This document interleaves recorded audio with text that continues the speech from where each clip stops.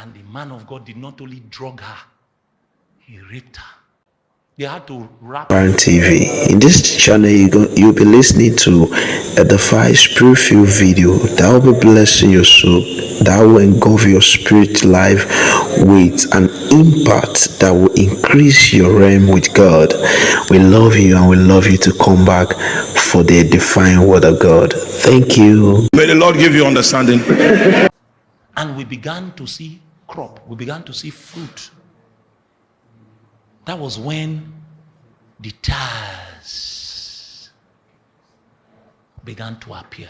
That was when we now knew that, he's not one of us.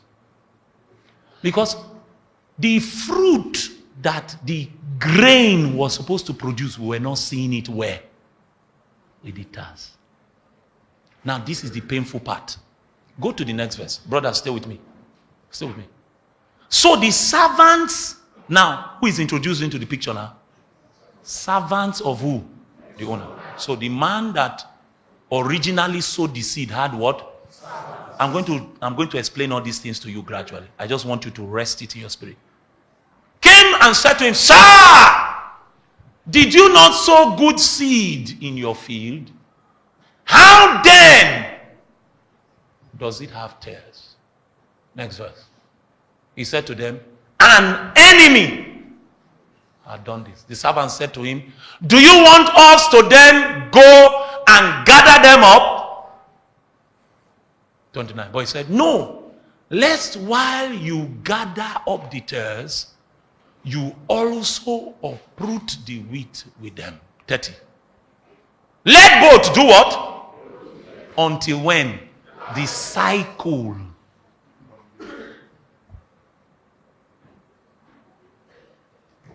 He says, at that time of the harvest, I will say to the reapers, first, gather together the tares and bind them up in bundles to burn them, but gather the wheat where? To my barn. Oh, hallelujah. So Jesus said, when you come and you see it like this, if you attempt to uproot a tare, it's possible in trying to deal with this tare, a wheat will be affected. Why is it so? You see, Satan has many men that he can use to do wicked things and to perform his satanic works in the earth. But you see, the tare is his preferred instrument. You know why? The tare was once like the wheat. The tare is a symbol of a Christian who was once light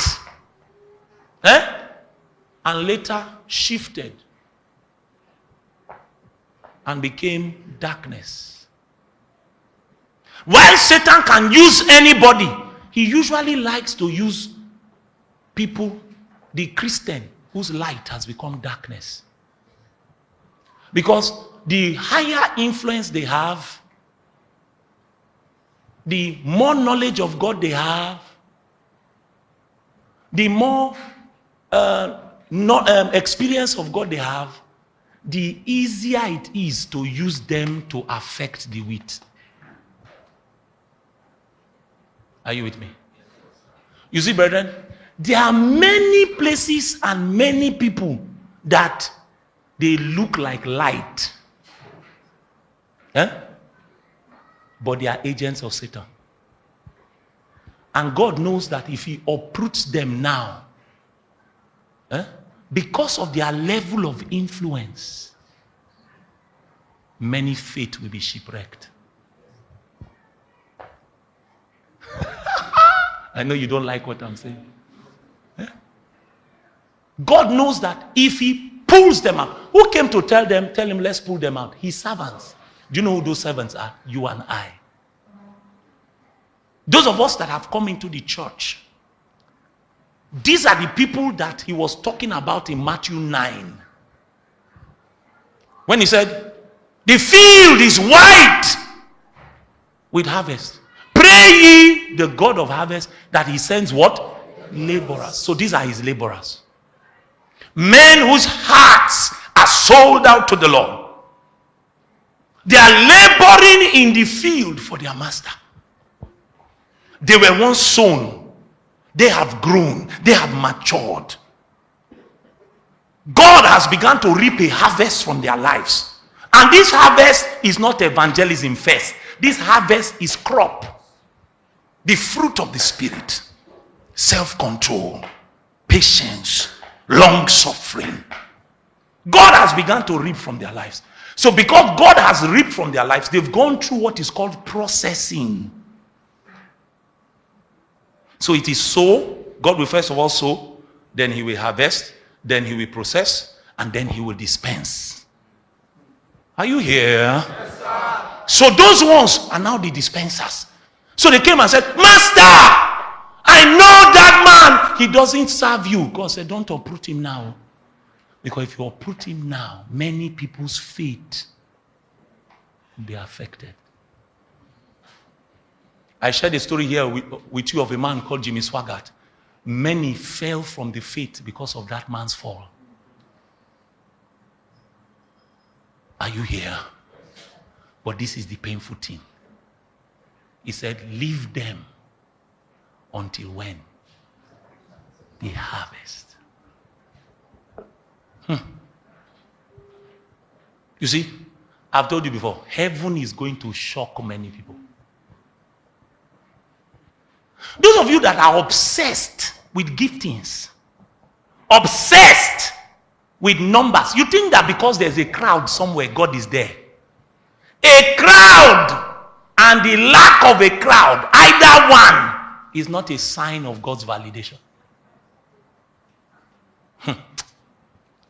When I was crying here 2 Sundays ago that sexual immorality wants to finish the church, they will post video online. People will be attacking me.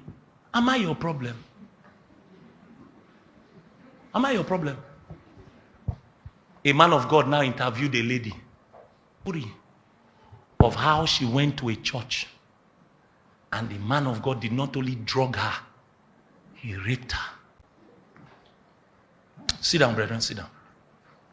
He raped her. When I was shouting 2 weeks ago, they would say, his own is too much. He should name one person. You think I will talk?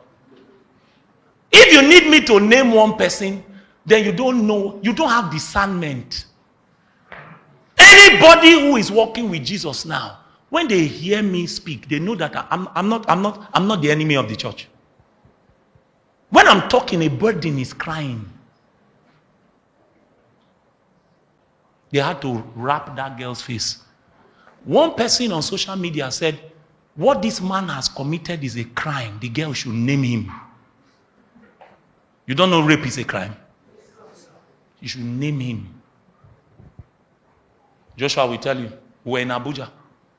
My friend was telling me about details we heard.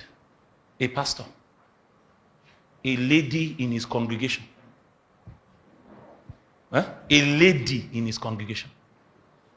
Her marriage was having problem. And then they were no longer staying together. The husband now, because he has a child with the woman, was going there from time to time to help her do 1 or 2 things. One day, something told him, check your wife's phone. He opened it. See chat with pastor. One of the chat was, did you enjoy the sex yesterday? With pastor.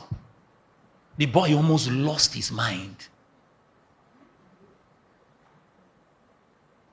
Almost lost his mind. Yet, the stars are glowing. Ooh. They are looking robust. But you see, what I came to tell you is that there's a harvest coming. And in that day, the God of the harvest, the tares will be the first to be removed from the field. And they will be gathered and what? And burnt. You know the fearful thing about that thing is that it is only at the end it will now become obvious. Only men of discernment can survive in this age. When I was teaching on the circumcision, I told you that there are 3 kinds of people that operate in the realm of the circumcision. And I was speaking in the context of Joshua chapter 5, where by the time they needed to enter into their inheritance, God needed to circumcise them first before they could fight his battles. And I told you that those 3 kinds of people, you have the victim, you have the accomplice, and you have the faithful. Who is the victim? The victim is the one that suffers because of another person's failure or inability to win their personal battles. So because they have not won their personal battles, even though they are circumcised, I showed you during the circumcision that it is possible to have been circumcised and yet end up as Achan. You remember? Achan was circumcised though. But when he saw Babylon's gold, his appetite had not yet been put on that check. He still stole the abomination, even though he was circumcised. So there are people who, though they have been circumcised, they have experienced the circumcision of the heart, they have come into the enclave that is called the church. But in their personal battles with appetites, with ungodliness, with unrighteousness, with immorality, they are losing those battles. What they now do is that they now begin to abuse other people. So the mistreated wife in a marriage or the mistreated husband, even though both of them are Christians, they are victims. Because the spouse or the partner has not won their personal wars with all their excesses. The difference between a victim and an accomplice is that an accomplice is the one that chooses to partner with a man that has chosen the wrong side in battle. That's an accomplice. Because there's a battle. A battle is consistently happening in the realm of the spirit. It's the battle between righteousness and unrighteousness, between good and evil, between wickedness and justice, between light and darkness. It's an ancient battle. An accomplice is one that deliberately knows that this man has chosen Satan's side in battle and decides to partner with him. So a lady who she has told herself that is part of honor to give her pastor her body is not a victim. She's an accomplice. A young man that joins his pastor, they go for meetings and he's joining his pastor to fake miracles. He's not a victim. He's an accomplice. When I even listened to that sister story, at some point she was a victim. At some point she became an accomplice. There's no way you want to tell me that story, because how do you tell me that a man of God is sending you pictures of his private part? How many people watch that thing? Okay. So you know that I'm not just talking. He's sending you pictures of his private part. And then he calls you in the morning, you still pick. He says he'll be calling me to pray for me. Oh.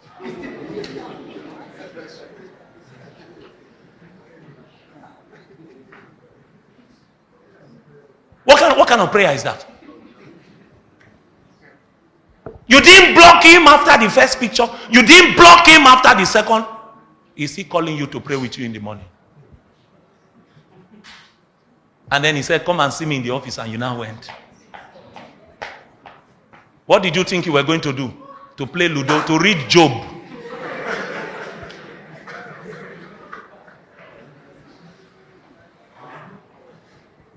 You now went again. And then he said, he gave you the same thing he used to drug you the first time. And you drank it. You see, brothers and sisters, the reason I'm saying these things is that don't let anybody gaslight you that you are too hard. Don't let anybody put you in that kind of box. Because if she had taken her stand now, they'll say she's not social. God punished social.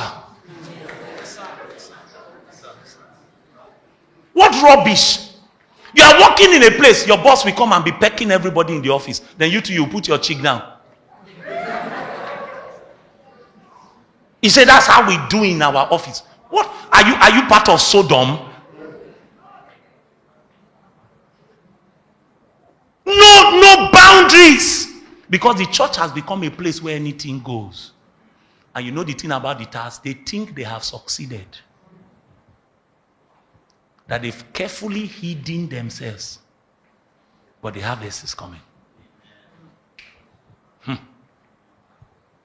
You see, bro, the reason I'm doing this series is to beg us, RC and Worry, don't be fake. I can kneel down here and beg you. Make sure what you have with God is true. Don't be fake. You can escape being fake in this life, but once the cycle is completed, the reapers will be released. And you know the thing about the reapers? They are trained to differentiate between the wheat and the tares. You cannot deceive them. Because the reapers are not men, they are angels.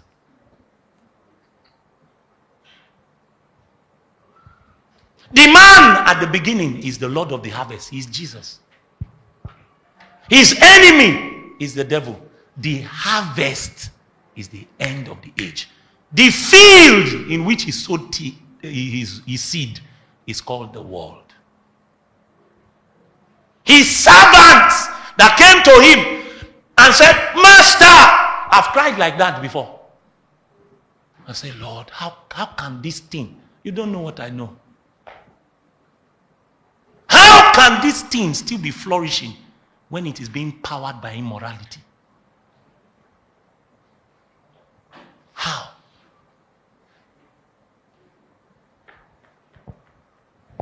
By the word that the man of God has spoken, please, in any way you are touched, in any way you've learned one or two things, please do well to meditate on them and pray, as the Lord will gonna be helping us together as we journey this journey of Christianity. May the Lord give us understanding. Please do well to like our video, subscribe to our channel, and click the notification button so you'll be notified whenever we have a video like this. Thank you. We love you. May the Lord give you understanding.